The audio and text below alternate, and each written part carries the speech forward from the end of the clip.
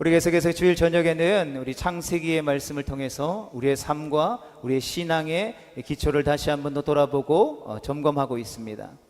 창세기는 인류의 죄가 어떻게 시작되었는지를 우리에게 보여줍니다. 죄를 지음으로써 최초의 사람 아담과 하와가 어떻게 달라져 가는지도 우리에게 보여주고 있습니다.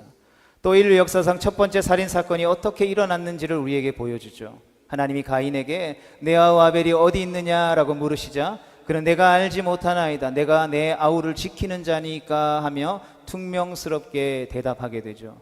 게다가 자신이 받아야 할 벌이 너무 무겁고 힘들다고 불평까지 합니다.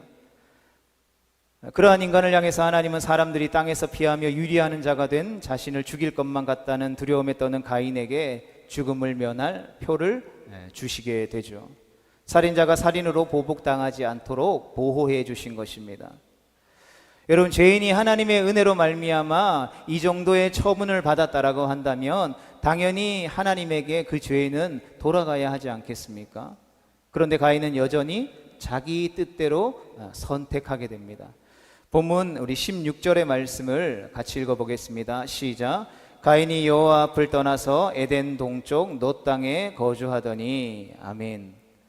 그는 하나님께서 은혜를 베풀어 주셨음에도 불구하고 어떤 삶을 선택합니까? 하나님을 떠난 삶을 선택하게 되죠.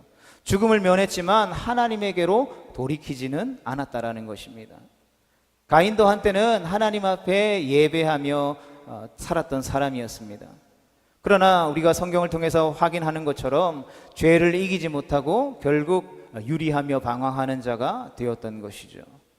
성도 여러분, 우리가 어찌 되었든지 간에 다양한 삶의 신앙의 모습과 모양과 방법들이 있지만 그럼에도 불구하고 우리가 예배에 집중해야 하는 이유, 예배에 목숨을 걸어야 하는 이유, 끊임없이 우리의 예배가 하나님이 기뻐 받으시는 영과 진리에 살아있는 예배인지를 돌아보고 점검해야 하는 이유가 바로 여기 있는 것이죠. 왜 그렇습니까? 진정한 예배를 드릴 줄 모르면 결국 죄의 유혹을 이기지 못하기 때문입니다. 교회에 다니는데도 왜 우리는 죄를 이기지 못하고 승리하지 못하는 것이겠습니까? 교회에 출석만 할 뿐 정말 하나님을 만나고 하나님의 음성을 듣고 그 하나님의 말씀에 은혜 받아서 살아가는 참된 성도의 삶을 살지 못하기 때문인 것이죠. 많은 이들이 눈도장만 찍고 교회를 출입하기 때문인 것입니다. 영과 진리로 예배드리지 않는 탓에 교회에 아무리 오래 다녔어도 하나님을 못 만나고 하나님의 음성을 듣지 못하는 것이죠. 그러니 세상에서 배우고 세상에서 경험한 지식들을 가지고 계속해서 교회에 적용하려고 하는 것입니다. 뿐만 아니라 교회에 문만 나서면 세속적인 삶의 모습으로 돌아가게 되는 것이죠. 그리고 세상 속에서 세상 사람들과 별반 다를 것이 없는 인생을 살아가게 되는 것입니다. 성도 여러분, 우리는 안다고 하지만 실제로는 제대로 아는 것이 없는 것 같습니다. 하나님에 관해서 많은 이야기들을 우리가 나누지만 사실 하나님이 어떠한 분이신지 제대로 아는 사람은 없습니다. 성경의 이야기를 듣기도 하고 성경 공부도 하기도 해서 알긴 하지만 깊이 하나님을 만나고 경험하고 알지는 못한다라는 것이죠. 죄도 마찬가지인 것 같습니다. 그럼 제가 죄인입니다 라고 고백하지만 실제로 이 죄가 얼마나 심각한지를 우리가 잘 모르고 살아가는 부분들이 많다라는 것이죠. 성경 전체가 죄와 구원에 대해서 우리에게 이야기해주고 있지만 성경을 읽으면서도 죄의 시작과 죄가 어떻게 확산되어지는지, 그로 인한 결과가 어떠한 결과를 초래하게 되는지를 아는 바가 별로 없다라는 것이죠.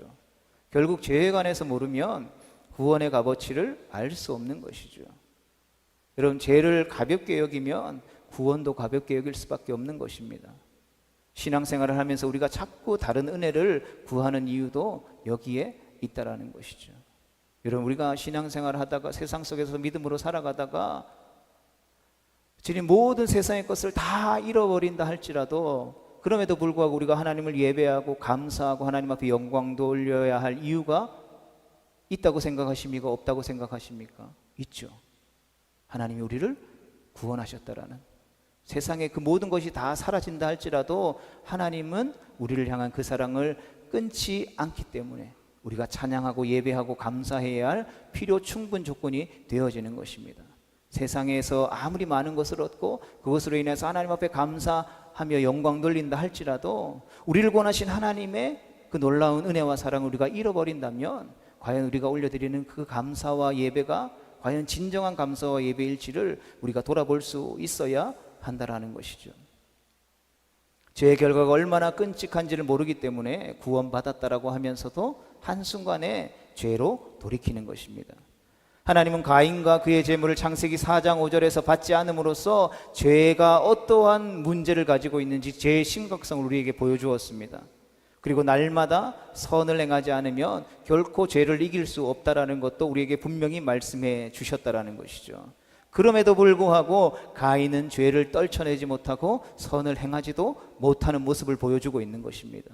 대신에 그는 하나님을 떠나기로 결정하게 된 것이죠.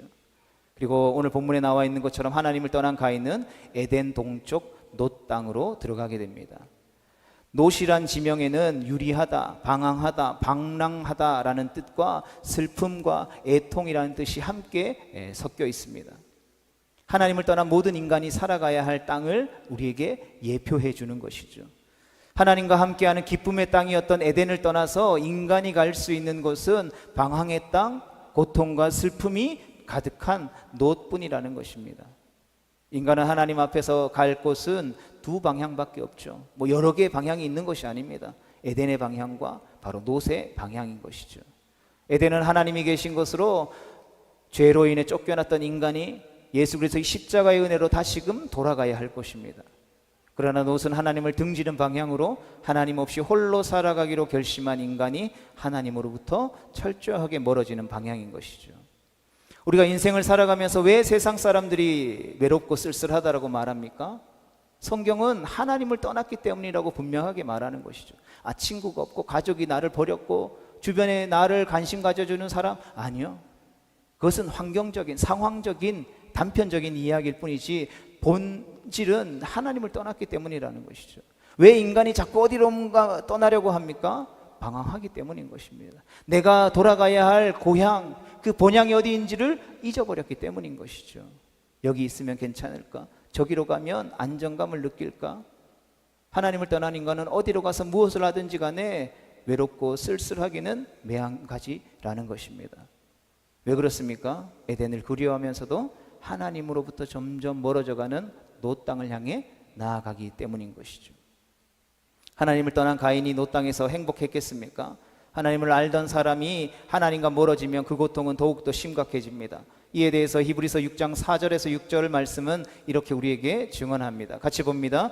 한번 빛을 받고 하늘의 은사를 맛보고 성령에 참여한 바가 되고 하나님의 선한 말씀과 내세의 능력을 맛보고도 타락한 자들은 다시 새롭게 하여 회개하게 할 수 없나니 이는 그들이 하나님의 아들을 다시 십자가에 못 박아 드러내놓고 욕되게 함이라. 아멘.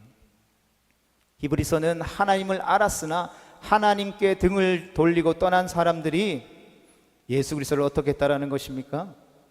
다시 십자가에 못 박았다라고 폭로하죠. 그들은 가인의 후손입니다. 에덴의 동쪽을 향해 나아갔던 자들입니다. 그리고 놋 땅에 거주하며 유리하며 방황하며 고통과 슬픔 가운데에 놓여 있는 자들이라는 것이죠. 계속해서 본문 17절의 말씀을 봅니다. 아내와 동침함에 그가 임신하여 에녹을 낳은지라. 가인이 성을 쌓고 그의 아들의 이름으로 성을 이름하여 에녹이라 하니라. 아멘. 가인이 하나님을 떠난 놋 땅에 들어가서 제일 먼저 한 일은 성을 쌓는 일이었습니다. 성이란 규모가 큰 다미요, 큰 울타리를 의미하죠. 여기서 말하는 성이 오늘날의 시티, 도시라고 하는 단어의 어원이 되는 것이죠. 즉 자기 자신을 지키고자 그은 경계선이요 자기 소유를 주장하는 한계선이라는 것입니다. 하나님을 떠난 가인이 하나님 대신에 택한 것이 바로 성이라는 것이죠. 고대에는 성벽을 두름으로써 도시를 이루었습니다. 그래서 성을 높이 높이 올려서 탑을 쌓기도 했죠. 그리고 견고한 성벽과 높은 탑은 인간이 하나님보다 자신을 높이려고 할 때마다 짓는 것들입니다. 그리고 훗날 결국 인간은 바벨탑을 쌓게 되는 것이죠. 그런데 그 성이 사람을 지켜줍니까?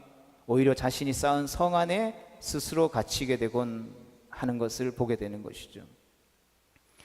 오늘날 하나님에게서 멀어진 사람들이 주로 쌓는 성은 바로 각자의 소유입니다.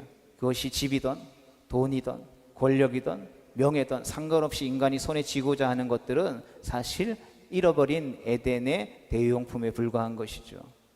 하나님을 등지고 살아가는 인생이 스스로 자신이 기대어 쉴 곳을 짓고 쌓는 것이 바로 세상의 역사라는 것입니다. 계속해서 본문 18절과 19절의 말씀을 봅니다. 에녹이 이랏을 낳고 이랏은 무후야엘을 낳고 무후야엘은 무드사엘을 낳고 무드사엘은 라멕을 낳았더라.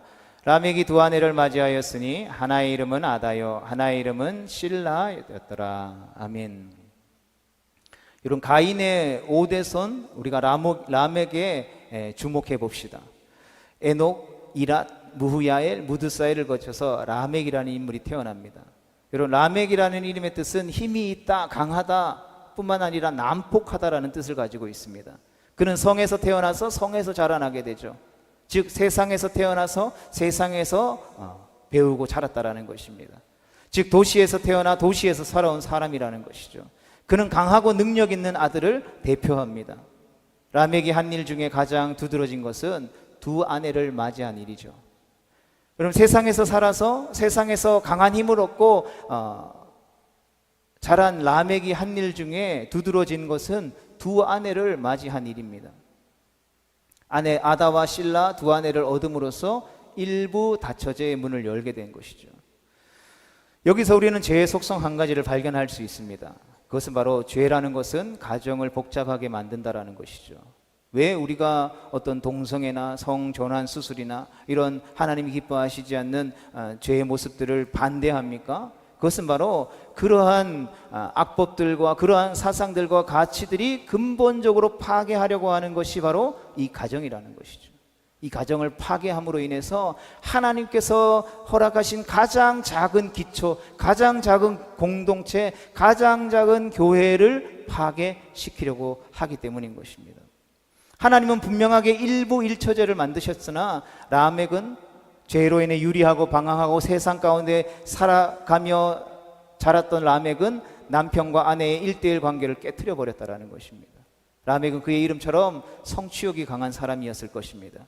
무슨 일이건 의욕적으로 해낼 수 있는 사람이었던 것 같습니다. 그는 두 아내를 두는 것으로 하나님을 떠난 공허한 자신의 마음의 존재를 과시하게 되는 것이죠. 라멕은 하나님보다 자기 성취를 더 중요하게 여기는 세상에 속한 놋 땅에 거주하는 사람의 전형적인 모습을 우리에게 보여주는 것입니다. 계속해서 본문 20절과 22절의 말씀을 보겠습니다. 아다는 야발을 낳았으니 그는 장막에 거주하며 가축을 치는 자의 조상이 되었고 그의 아우의 이름은 유발이니 그는 수금과 퉁소를 잡는 모든 자의 조상이 되었으며 실라는 두발 가인을 낳았으니 그는 구리와 새로 여러 가지 기구를 만드는 자요 두발 가인의 누이는 나아마였더라. 아멘. 계속해서 라멕에서 태어난 자녀들이 어떤 직업을 택하는지를 우리는 말씀을 통해서 살펴보게 됩니다. 야발은 가축을 치는 자의 조상이 되고 야발의 아우 유발은 수금과 퉁소를 잡는 모든 자의 조상이 되며 두발가인은 구리와 새로 여러 가지 기구를 만드는 자가 되었다라고 성경이 기록합니다. 이들은 목축업자, 예술가, 장인의 조상이 되어지게 되죠. 하나님을 떠나서 성을 쌓고 도시를 건설해서 살아가는 죄인들이 취하는 방향이 매우 흥미롭습니다. 다양한 직업군이 성경에 등장하게 되는 것이죠.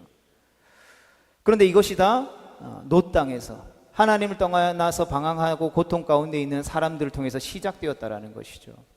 이것이 우리에게 말해주는 것은 무엇이겠습니까? 우리가 생각할 때는 하나님이 우리를 사랑하시기 때문에 세상 사람들의 어떤 시작점과 사람들이 우러러볼 만한 일들을 하나님의 사람을 통해서 다 이루어 가시면 좋겠다라고 생각하는데, 아이러니하게도 하나님은 하나님을 떠난 자들을 통해서 이러한 일들을 행하고 계시다라는 것이죠. 이것을 통해서 우리는 기억해야 하는 것입니다. 하나님은 죄인들에게 재능을 앗아가는 분이 아니시라는 뜻이죠. 비록 죄를 지었어도 그들이 하고자 하는 일을 막지 않으신다라는 것이죠. 오히려 하나님은 그들에게 주신 재능을 통해서 그들의 역량을 발휘할 수 있도록 도우시고, 우리를 통하여서 그들에게 복음을 전해서 그 어그러지고 깨어졌던 그 방향성이 다시 하나님께로 향할 수 있도록 회복시키기를 원하신다라는 것입니다. 인간이 스스로 방황하는 인생을 선택할지라도 하나님은 살아내고자 하는 인간 본능의 의욕을 꺾지 않으신다라는 것이죠. 우리는 때때로 악한 자들이 유독 열심히 살거나 특별한 재능을 발휘하는 것을 봅니다.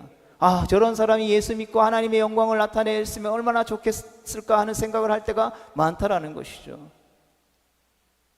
하나님은 저런 사람들은 빨리 심판하지 않으시고 자유롭게 저렇게 살도록 내버려 두시는가 하고 교회를 갸웃할 때가 있다라는 것입니다.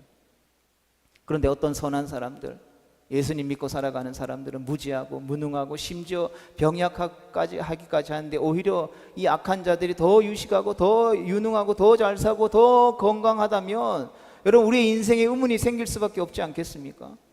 여러분, 이러한 인생의 의문에 우리는 해답을 찾을 수 있어야 하는 것입니다. 그러나 중요한 것은 우리가 하나님의 뜻을 다 이해할 수 없다라는 것이죠. 다만 한 가지 분명한 사실은 하나님은 우리가 순종하든 불순종하든 상관없이 재능을 주시는 데에 관대하시다라는 것입니다. 하나님은 악인이건 의인이건 차별하지 아니하시고 비와 햇볕을 내려주시는 분이시다라는 것이죠. 계속해서 이어지는 23절과 24절에 라멕이 두 아내에게 들려주는 노래는 성경에 등장하는 최초의 시입니다. 그런데 내용이 매우 놀랍죠. 같이 읽어보겠습니다. 시작. 라멕이 아내들에게 이르되 아다와 실라여 내 목소리를 들으라. 라멕의 아내들이여 내 말을 들으라. 나의 상처로 말미암아 내가 사람을 죽였고 나의 상함으로 말미암아 소년을 죽였도다. 가인을 위하여는 벌이 7배일진데 라멕을 위하여는 벌이 77배이리로다 하였더라. 아멘. 그럼 내용이 살벌하죠. 우리가 생각할 때 인류 최초의 시면 뭔가 하나님을 찬양하고 아름다운 시여야 하는데 그 내용이 살벌합니다. 살인의 내용이죠. 내가 사람을 죽였다, 소년을 죽였다, 나를 쳐서 나에게 상처를 입혔기 때문이다. 나를 건드린 자는 살아남지 못할 것이다. 이걸 노래하고 있는 것이죠. 그것도 자신이 가장 사랑하는 아내들에게 자신이 살인한 이야기를, 나를 건드렸기 때문에 그들을 죽였다라고 하는 이야기들을 서슴없이 내뱉고 있는 것이죠. 라멕은 지금 뭘 하고 있는 것입니까? 자신이 저지른 살인에 대해서 정당화하는 것이죠. 그는 살인자 가인을 이야기하면서 벌을 그가 7배 받았지만 나를 건드리면 나는 77배나 받아야 할 것이다라고 주장하는 것이죠. 이처럼 죄는 자기 합리화의 산실이요 교만의 온상이며 자기 주장의 텃밭인 것입니다. 이런 살인은 살인을 부릅니다. 인류 최초의 살인자 가인은 한 사람을 죽였지만 라멕은 숫자를 알 수 없는 여러 명을 죽인 것으로 보입니다. 그런데도 그는 어떠한 죄의식도 느끼지 않는 것이죠. 여러분, 에덴 동쪽 하나님을 등지고 떠난 문명화된 도시에서 일어나는 일들이 바로 이러한 일들이라는 것입니다. 이 같은 일들은 오늘날에서 계속해서 세상 가운데 일어나는 일들이죠. 얼마나 많은 악한 일들이 세상 가운데 일어나는지 모릅니다. 이처럼 하나님을 떠난 사람들이 살아가는 모습은 예나 지금이나 변함이 없죠. 시대가 변하고 달라지고 많은 도덕적인 의식이 고치되었다라고 하더라도 이러한 것을 거둬갈 수는 없는 것입니다. 사도 바울은 하나님을 마음에 두기 싫어하는 이러한 사람들의 내면을 이렇게 묘사합니다. 로마서 1장 28절에서 우리 32절까지의 말씀을 읽어보겠습니다. 시작. 또한 그들이 마음에 하나님 두기를 싫어하며 하나님께서 그들을 그 상실한 마음대로 내버려 두사 합당하지 못한 일을 하게 하셨으니 곧 모든 불의, 추악, 탐욕, 악의가 가득한 자요, 시기, 살인, 분쟁, 시기, 악독이 가득한 자요, 수군수군하는 자요, 비방하는 자요, 하나님께서 미워하시는 자요, 능욕하는 자요, 교만한 자요, 자랑하는 자요, 악을 도모하는 자요, 부모를 거역하는 자요, 우매한 자요, 배역하는 자요, 무정한 자요, 무자비한 자요. 그들이 이 같은 일을 행하는 자는 사형에 해당한다고 하나님께서 정하심을 알고도 자기들만 행할 뿐 아니라 그런 일을 행하는 자들을 옳다 하느니라. 아멘. 여러분, 여기서 말하는 하나님을 마음에 두기 싫어하는 사람들이란 하나님을 떠난 사람을 의미하죠. 그들의 마음 상태가 곧 타락인 것입니다. 하나님을 부인하거나 거부하는 타락한 마음이 되면 그 속을 가득 채우는 것들이지. 우리가 말씀을 통해서 보았던 그 목록들입니다. 그 목록들은 끝이 없이 이어집니다. 여러분, 악한 자들은 그냥 악하지 않습니다. 그들은 하나같이 자신이 옳다라고 주장하죠. 자기 의를 내세웁니다. 내가 이렇게 행동한 것은 이러한 이유 때문이야. 그러니까 내가 행한 이 일은 정당한 거야 라고 말하죠. 더 큰 문제는 자기들만 악을 행하는 것이 아니라 악을 저지르는 이들을 옳다라고 두둔하기까지 한다라는 것입니다. 그러나 하나님이 아담에게 인간의 죄악이 가져올 결과를 분명하게 말씀해 주셨다라는 사실을 우리는 기억해야 합니다. 타락한 인간은 창세기 3장에 나와 있는 것처럼 땀을 흘려야 생명을 부지할 수 있고 땅이 엉겅퀴를 내니 아무리 노력해도 헛수고가 될 수 있음을 경고하셨습니다. 나아가 본래 인간은 흙이니 흙으로 돌아갈 것이다 라고 성경이 분명하게 말씀하고 있죠. 인간이 하는 일들은 헛되고 헛되니 모든 것이 헛되다라고 성경이 기록하고 있습니다. 해 아래 새 것은 하나도 없다라고 한탄합니다. 날마다 수고하며 무거운 짐을 짊고 지고 가다가 언젠가는 지쳐 쓰러지고 말 것이다라는 것입니다. 그러다가 결국 흙으로 돌아가게 될 것이다라는 것이죠. 이런 이야기를 들어보셨을 것입니다. 주인이 어느 날 종에게 제안합니다. 종아, 네가 원하는 대로 내가 땅을 줄 테니까 다녀올 수 있을 만큼 종일 걸어보아라. 네가 밟고 돌아오는 땅을 나에게 이야기하면 그 땅을 다 내게 주겠다. 단 반드시 오늘 안으로 돌아와야 한다. 종은 동트기 전에 서둘러 집을 나섰겠죠. 온종일 땀을 흘리며 죽을 힘을 다해 나에게 주어질 땅을 바라보면서 기쁜 마음으로 걷게 됩니다. 중간에 쉬다가도 마음이 조급해지죠. 이내 뛰어가곤 합니다. 어느새 해가 뉘어뉘어 저물기 시작합니다. 그렇다면 종이 취해야 할 행동들은 무엇입니까? 발길을 돌려서 주인에게 돌아가서 자신이 밟을 땅을 이야기하고 그 땅을 받으면 되는 것이죠. 그러나 발길을 돌리기에는 눈앞에 펼쳐진 땅이 너무 아름답고 비옥해 보입니다. 조금만 더 가볼까? 한 걸음만 더 가볼까? 하다가 해가 떨어지고 말았습니다. 그는 돌아갈 수 있었을까요? 그는 끝내 그날 안으로 돌아오지 못하게 됩니다. 가다 만족하지 못하고 지쳐 쓰러져 죽어버린 것이죠. 결국 그는 생존의 땅을 얻기는커녕 오히려 한 줌 흙으로 돌아가고 마는 것입니다. 성도는 이 땅을 살아가는 모든 인생이 하나님을 떠났을 때 맞이하는 결말이 이와 같다라는 것입니다. 결국 인류는 흙으로 돌아가는 것으로 끝이 나는 것입니까? 우리에게 소망이 없는 것입니까? 그렇지 않죠. 하나님은 그러한 하나님을 떠난 세상의 역사 뒤에 하나님은 아벨의 후손을 준비해 두셨습니다. 본문 25절의 말씀을 같이 봅니다. 아담이 다시 자기 아내와 동침하매 그가 아들을 낳아 그의 이름을 셋이라 하였으니 이는 하나님이 내게 가인이 죽인 아벨 대신에 다른 씨를 주셨다 함이며. 아멘. 아벨의 후손의 이야기는 가인의 후손의 이야기에 비해서 굉장히 짧게 기록되어져 있습니다. 아벨은 분명히 죽었습니다. 그러나 실제로는 죽지 않았다라고 성경이 이야기하고 있죠. 하나님은 아벨의 핏소리가 땅에서부터 호소하는 것을 들으셨고 아벨의 죽음을 헛되이 여기지 않으셨습니다. 그래서 이브리서는 아벨의 죽음을 의로운 죽음이다라고 기록합니다. 믿음의 선진들이 걸었던 믿음의 삶이다라고 지용을 하죠. 믿음 때문에 죽은 아벨은 피 흘려 죽은 첫 번째 순교자로 천국 생명책에 기록되어졌고 영원히 하나님 앞에서 하나님을 찬양하게 될 것입니다. 가인이 아벨을 죽였지만 아벨의 후손이 끊긴 것은 아닙니다. 하나님은 아벨을 이을 계보로 셋이라는 아들을 주시죠. 아벨과 같은 믿음의 자손의 혈통입니다. 하나님은 가인의 후손에서 온 인류가 나오도록 버려두지 아니하시고 믿음의 가계를 새롭게 이루게 하시죠. 셋의 이름은 보상, 반환이라는 뜻을 지닌 이름입니다. 셋은 아벨에 대한 하나님의 보상이라는 것은 되돌려 준다라는 뜻이죠. 마치 아벨을 되돌려 주시듯이 셋을 주셨다라는 뜻입니다. 이러한 셋이 아들을 낳게 됩니다. 그 이름이 무엇입니까? 에노스이죠. 여러분, 에네스라는 이름은 우리가 앞에서 하나님을 떠난 인생을 통해서 나타났던 라멕이라는 이름처럼 강한 아들이 아닙니다.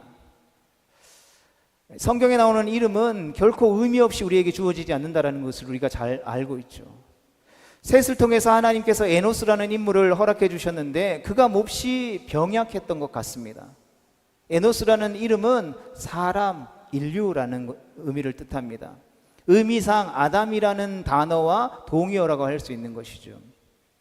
그런데 그는 상한 갈대와도 같고 꺼져가는 심지와도 같은 존재라는 것입니다. 성경은 그와 관련하여 매우 중요한 구절을 하나 덧붙입니다. 본문 26절의 말씀입니다. 같이 봅니다. 셋도 아들을 낳고 그의 이름을 에노스라 하였으며 그때 사람들이 비로소 여호와의 이름을 불렀더라. 아멘.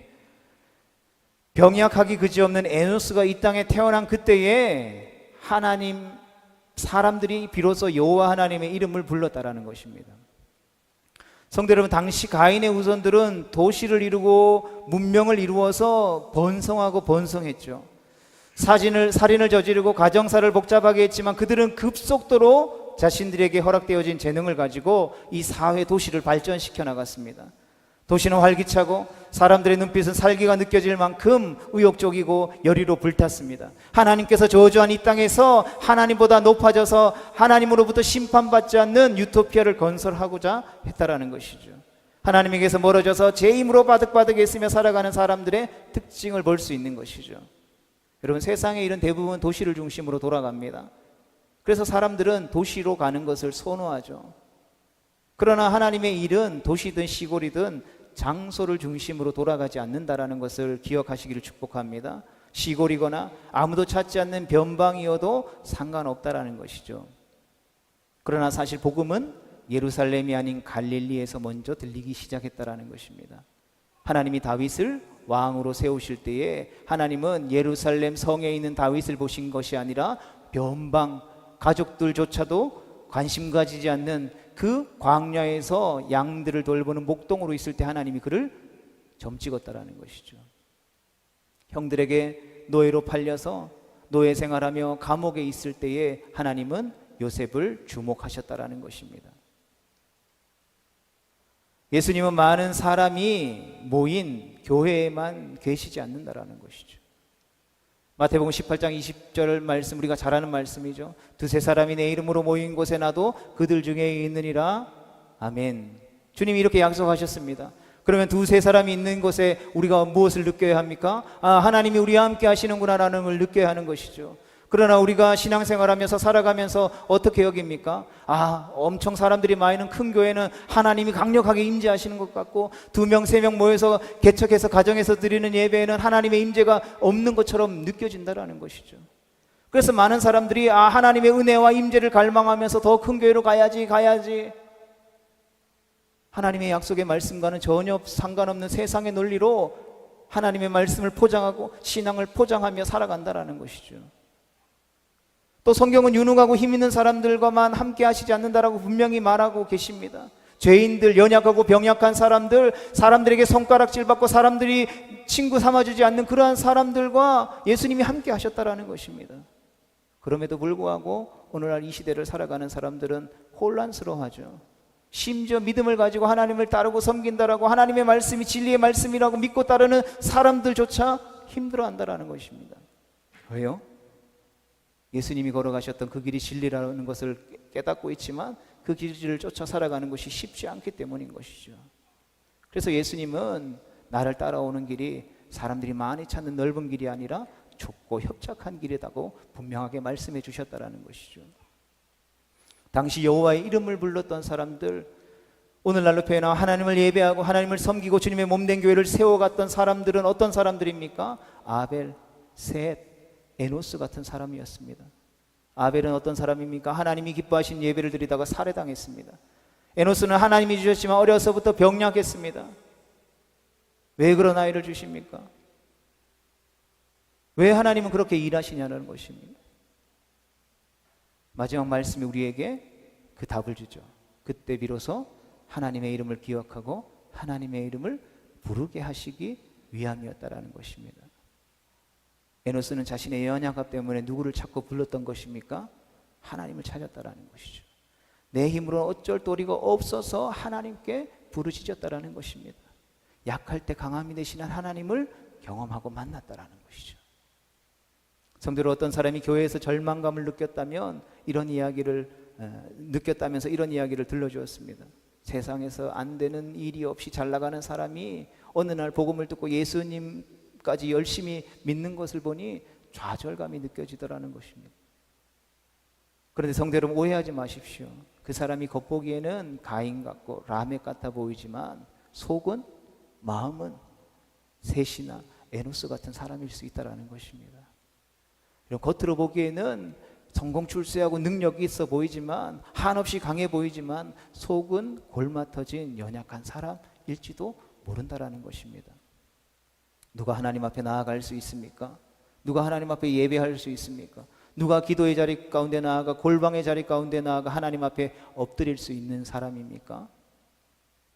내게 가진 힘과 능력으로 내가 모든 것을 할 수 있다라고 말하는 사람이 아니라 나는 연약하고 부족하오니 하나님의 은혜가 아니면 살아갈 수 없습니다라고 고백하는 연약한 사람들이라는 것이죠. 이런 혼자 힘으로 무엇이든지 할 수 있다라고 믿는 사람들은 여간에서는 하나님 앞에 나오지 않습니다.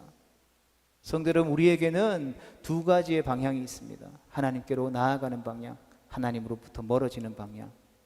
여러분, 가인의 방향과 아벨의 방향인 것이죠.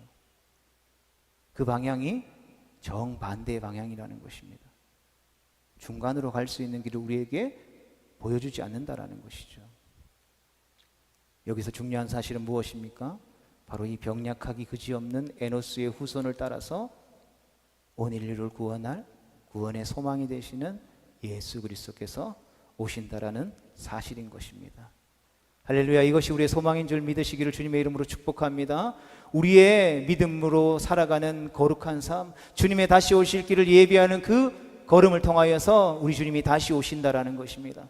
저 수십만 명 모이는 교회가 하는 일들을 통해서 주님께서 이 땅에 다시 온다 말씀하시는 것이 아니라 에노스의 후손을 따라서 진리의 말씀을 따라서 주님을 사랑하고 사모함으로 신부된 교회로 일어나 부르신 삶의 자리 가운데 믿음으로 살아가기를 다짐하며 결단하며 나아가는 이들을 통하여서 주님이 다시 오신다라고 약속하셨다라는 것입니다. 성도 여러분, 우리는 예수님 가문에 속한 사람들로 영적 아브라함의 후손으로 부름받은 사람들입니다. 더 올라가면 누가 나옵니까? 연약하기 그지없던 에노스가 등장하죠. 하나님은 세상이 별로 주목하지 않던 연약한 사람들로 믿음의 족보를 이루게 하셨다라는 사실을 기억하십시오. 인생의 흠으로 가득한 사람들을 통하여서 당신의 역사를 이루어 가셨다라는 것입니다. 세상이 말하는 것처럼 약육강식의 가치와 사상을 가지고 하나님의 역사를 이루어오지 않았다라는 것입니다. 예수님은 인간이 자랑하는 모든 족보를 부끄럽게 하려고 가장 연약한 족보를 따라서 이 땅에 태어나셨다라는 것입니다. 그러하기에 예수께서 이 땅에 오심으로 말미암아 우리에게 열어주신 그 자유의 걸음, 자유의 길은 그 어떤 것도 거칠 수 없고 그 어떤 것도 가로막을 수 없고 가지 못할 곳이 없다라는 것을 우리는 다시 한번 더 확인하게 되는 것입니다. 죄는 우리로 하여금 끊임없이 세상의 것들을 추구하고 그것을 의지하고 그것을 가득질도록 다그칩니다. 그리고 우리는 그것들을 얻지 못하면 행복하지 않다라고 말합니다. 그러나 하나님의 사람들의 기준은 오직 하나입니다. 바로 예수님 잘 믿는 것. 여러분, 그것보다 우리의 삶에 있어서 중요한 삶의 기준은 없는 것입니다. 내가 가지고 있는 힘이 예수님 잘 믿는 데 방해된다면 우리가 그것을 과감히 내려놓을 수 있어야 하는 것이죠. 내가 가진 명예와 내가 가진 힘이 하나님을 섬기고 예수 그리스도를 잘 믿는데 여러분 방해가 됩니까? 그러면 내려놓을 수 있어야 하는 것입니다. 왜요? 우리의 인생에서 가장 중요한 것은 예수님 잘 믿는 것이기 때문인 것이죠. 우리가 교회를 다니고 예배를 드리고 기도도 하고 말씀을 읽지만 세상 속에서 온전한 성도로 살아가지 못하는 이유, 죄를 이기지 못하는 이유, 바로 이 모든 것이 우리의 근본적인 삶의 기준이 무너지고 어그러졌기 때문인 것이죠. 바라기는 우리 창세기의 말씀을 계속해서 나누는 이 저녁 시간을 통하여서 그러한 무너져버리고 어그러졌던 우리의 삶의 기준을 회복할 수 있게 되기를 주님의 이름으로 축복합니다. 그래서 늘 말씀과 기도와 예배를 통해서 우리 안에 있는 죄를 이기고 승리하며 선을 행하기로 결단하고 나아가 믿음으로 도전함으로 말미암아 하나님의 역사를 이루어가는 거룩하고 복된 하나님의 백성 다 되어질 수 있게 되기를 주님의 이름으로 축복합니다.